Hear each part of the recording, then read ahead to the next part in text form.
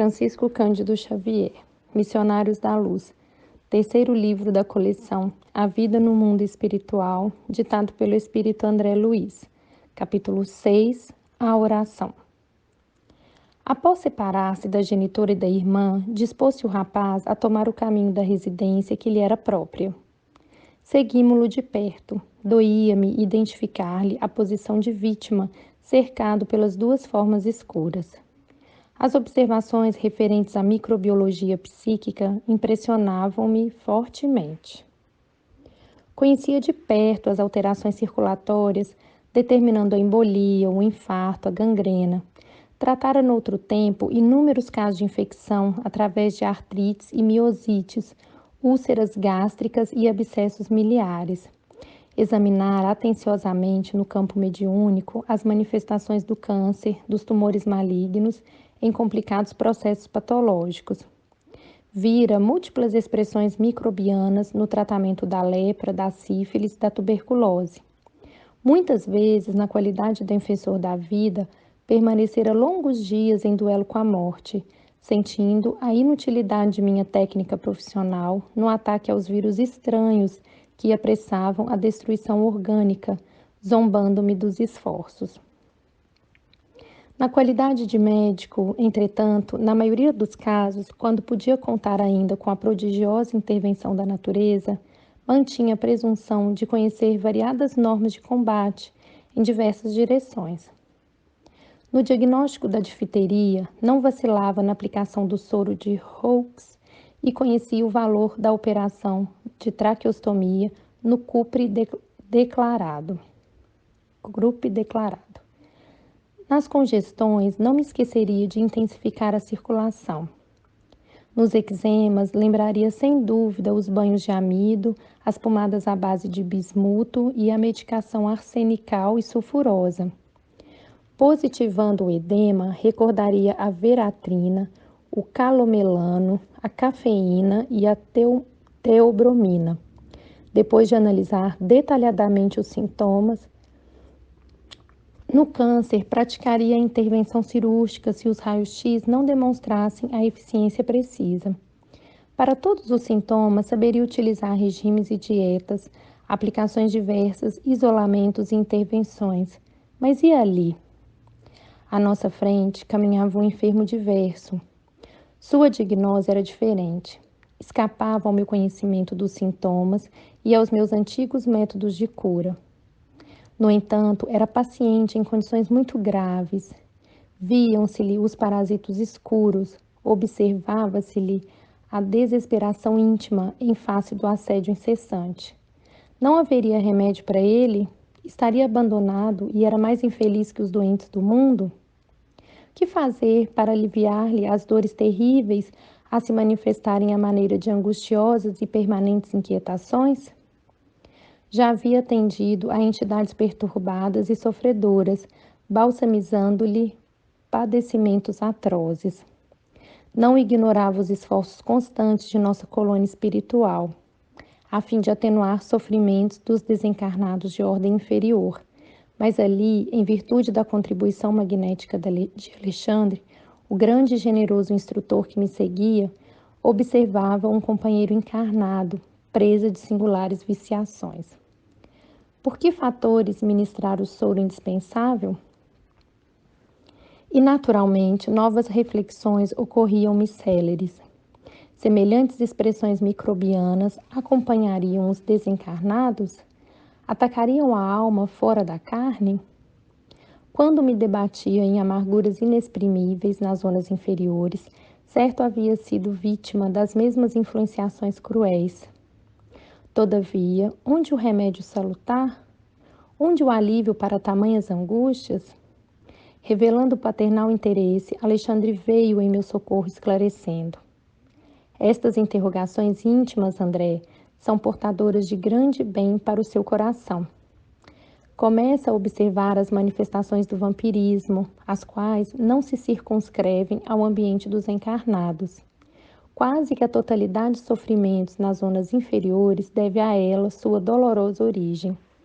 Criaturas desviadas da verdade do bem Nos longos caminhos evolutivos, reúnem-se umas às outras para a continuidade das permutas magnéticas de baixa classe.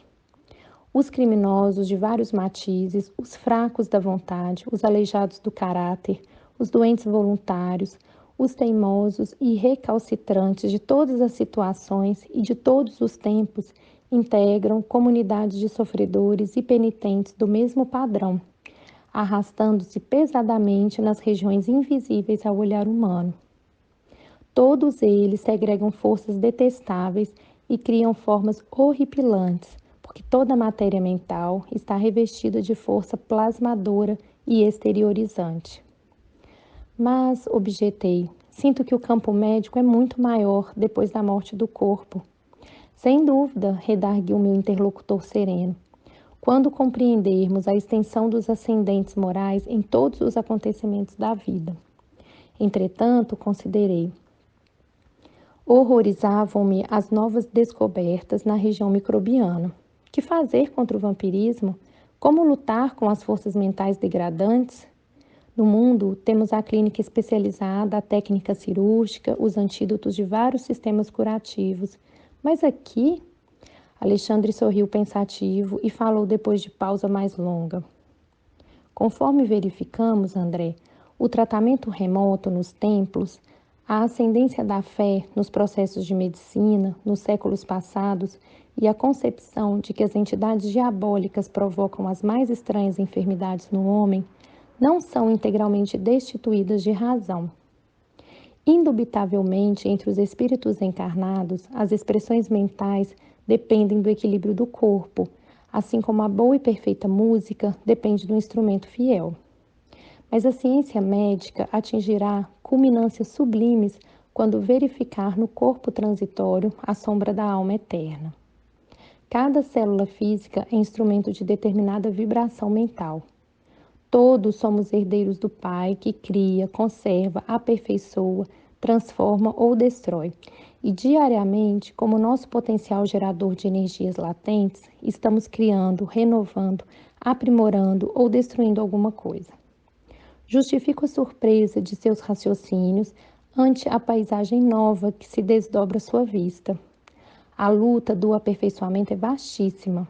Quanto ao combate sistemático ao vampirismo, nas múltiplas moléstias da alma, aqui também, no plano de nossas atividades, não faltam processos saneadores e curativos de natureza exterior. No entanto, examinando o assunto na essência, somos compelidos a reconhecer que cada filho de Deus deve ser o médico de si mesmo, e até a plena aceitação desta verdade, com as aplicações de seus princípios, a criatura estará sujeita a incessantes desequilíbrios. Entendendo minha estranheza, Alexandre indicou o rapaz que se dispunha a penetrar o reduto doméstico depois de pequeno percurso a pé e falou. Há diversos processos de medicação espiritual contra o vampirismo, os quais poderemos desenvolver em direções diversas. Mas para fornecer a você uma demonstração prática, visitemos o lar de nosso amigo.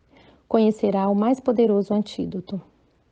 Curioso, observei que as entidades infelizes mostravam-se, agora, terrivelmente contrafeitas. Alguma coisa impedia-lhes acompanhar a vítima ao interior. Naturalmente, acentuou meu generoso companheiro, você já sabe que a prece traça fronteiras vibratórias. Sim, já observar experiências dessa ordem. Aqui, prosseguiu ele, reside uma irmã que tem a felicidade de cultivar a oração fervorosa e reta. Entramos, e enquanto o amigo encarnado se preparava a recolher, Alexandre explicava-me o motivo da sublime paz reinante entre as paredes humildes. O lar, disse, não é somente a moradia dos corpos, mas, acima de tudo, a residência das almas. O santuário doméstico que encontre criaturas amantes da oração e dos sentimentos elevados converte-se em campo sublime das mais belas florações e colheitas espirituais. Nosso amigo não se equilibrou ainda nas bases legítimas da vida, depois de extremas vacilações e levianas experiências da primeira mocidade. No entanto, sua companheira, mulher jovem e cristã, Garante-lhe a casa tranquila com a sua presença, pela abundante e permanente emissão de forças purificadoras e luminosas de que seu espírito se nutre. Achava-me eminentemente surpreendido. De fato, a tranquilidade interior era grande e confortadora. Em cada ângulo das paredes e em cada objeto isolado havia vibrações de paz inalterável. O rapaz agora penetrava o aposento modesto, naturalmente disposto ao descanso noturno. Alexandre tomou-me à destra paternalmente, encaminhou-se até a porta, que se fechara sem estrépito, e bateu de leve, como se estivéssemos ante um santuário que não deveríamos penetrar sem religioso respeito. Uma senhora muito jovem, em que percebi imediatamente a esposa de nosso companheiro, desligada do corpo físico em momentos de sono, veio atender e saudou o instrutor afetuosamente. Após cumprimentar-me, graças à apresentação de Alexandre, exclamou jovial: agradeço a Deus a possibilidade de orarmos juntos. Entrem. Desejo transformar nossa casa no templo vivo de Nosso Senhor. Ingressamos no aposento íntimo e, de minha parte, mal continha a surpresa da situação. Nesse mesmo instante, punha-se o rapaz entre os lençóis, com evidente cuidado para não despertar a esposa adormecida. Contemplei o quadro formoso e santificante. Rodeava-se o leito de intensa luminosidade. Observei os fios tenuíssimos de energia magnética ligando a alma de nossa nobre amiga à sua forma física, placidamente recostada. Desculpe-me, disse, bondosa, fixando o olhar no instrutor. Preciso atender agora aos meus deveres imediatos. Esteja à vontade, Cecília, falou o orientador com a ternura de um pai que abençoa. Passamos aqui tão só para visitá-lo. Cecília beijou-lhe as mãos e rogou: não se esqueça de deixar-nos os seus benefícios. Alexandre sorriu em silêncio e por alguns minutos manteve-se em meditação mais profunda. E enquanto ele se mantinha insulado em si mesmo, eu observava a delicada cena. A esposa, desligada do corpo, sentou-se à cabeceira e no mesmo instante o rapaz, como se estivesse ajeitando os travesseiros, descansou a cabeça em seu regaço espiritual. Cecília, acariciando-lhe a cabeleira com as mãos, elevava os olhos ao alto, revelando-se em fervorosa prece. Luzes sublimes cercavam-na toda e eu podia sintonizar com as suas expressões mais íntimas, ouvindo-lhe a rogativa pela iluminação do companheiro, a quem parecia amar infinitamente. Comovido com a beleza de suas súplicas, reparei com assombro que o coração se lhe transformava num foco ardente de luz, do qual saíam inúmeras partículas resplandecentes, projetando-se sobre o corpo e sobre a alma do esposo, com a celeridade de minúsculos raios. Os corpúsculos radiosos penetravam-lhe o organismo em todas as direções, e muito particularmente na zona do sexo, onde identificara tão grandes anomalias psíquicas, concentravam-se em massa, destruindo as pequenas formas escuras e horripilantes do vampirismo devorador. Os elementos mortíferos, no entanto, não permaneciam inativos, lutavam desesperados com os agentes da luz. O rapaz, como se houvera atingido um oásis, perdera a expressão de angustioso cansaço. Demonstrava-se calmo e gradativamente cada vez mais forte e feliz no momento em curso. Restaurado em suas energias essenciais, enlaçou devagarzinho a esposa amorosa que se conservava maternalmente ao seu lado e adormeceu jubiloso. A cena íntima era maravilhosamente bela aos meus olhos. Dispunha-me a pedir explicações quando o instrutor me chamou. Delicadamente, encaminhando-me ao exterior. Fora do quarto, falou-me paternalmente. Já observou o quanto devia? Agora poderá extrair as próprias ilações. Sim, retruquei, estou assombrado com o que vi. No entanto, estimaria ouvi-lo em considerações esclarecedoras. Não tenha dúvida, prosseguiu o orientador. A oração é o mais eficiente antídoto do vampirismo. A prece não é movimento mecânico de lábios, nem disco de fácil repetição no aparelho da mente. É vibração, energia, poder.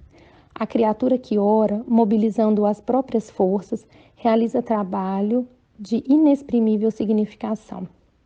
Semelhante estado psíquico descortina forças ignoradas, revela nossa origem divina e coloca-nos em contato com as fontes superiores.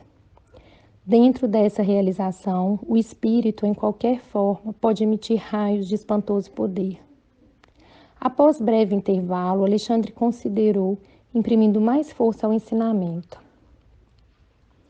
E você não pode ignorar que as próprias formas inferiores da Terra se alimentam quase que integralmente de raios. Descem sobre a fronte humana, em cada minuto, bilhões de raios cósmicos, oriundos de estrelas e planetas amplamente distanciados da Terra, sem nos referirmos aos raios solares, caloríficos e luminosos que a ciência terrestre mal começa a conhecer. Os raios gama, provenientes do elemento rádio, que se desintegra incessantemente no solo, e os de várias expressões emitidos pela água e pelos metais, alcançam os habitantes da Terra pelos pés, determinando consideráveis influenciações. E em sentido horizontal, experimenta o homem a atuação dos raios magnéticos exteriorizados pelos vegetais, pelos irracionais e pelos próprios semelhantes. A admiração impusera-me silêncio, mas o orientador prosseguiu após ligeiro intervalo. E as emanações de natureza psíquica que envolvem a humanidade, provenientes das colônias de seres desencarnados que rodeiam a Terra? Em algum segundo, André, cada um de nós recebe trilhões de raios de vária ordem e emitimos forças que nos são peculiares e que vão atuar no plano da vida, por vezes em regiões muitíssimo afastadas de nós. Nesse círculo de permuta incessante, os raios divinos expedidos pela oração santificadora convertem-se em fatores adiantados de cooperação eficiente e definitiva na cura do corpo, na renovação da alma e iluminação da consciência.